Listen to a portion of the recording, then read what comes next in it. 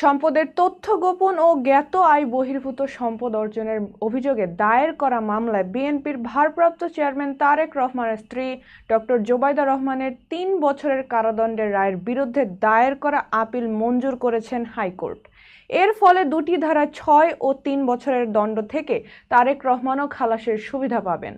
এই রায়ের মাধ্যমে বিএনপির ভারপ্রাপ্ত চেয়ারম্যান তারেক রহমান সব মামলায় খালাস পেলেন বলে জানিয়েছেন আইনজীবীরা। সাজার বিরুদ্ধে জোবাইদা রহমানের দায়ের করা আপিলের শুনানি শেষে বুধবার বিচারপতি মোহাম্মদ খসরুজ্জামানের নেতৃত্বাধীন একক হাইকোর্ট বেঞ্চ এই রায় ঘোষণা করেন।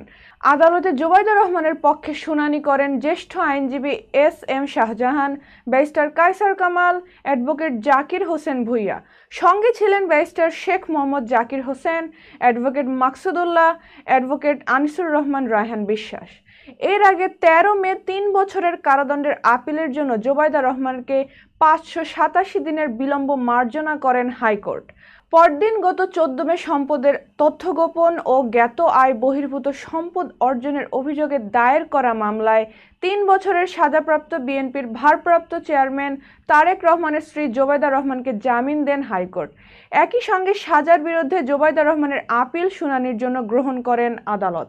জোবাইদা রহমানের আবেদনের শুনানি নিয়ে বিচারপতি মোহাম্মদ খসরুজ্জামানের হাইকোর্ট বেঞ্চ ওই দিন এই আদেশ দেন।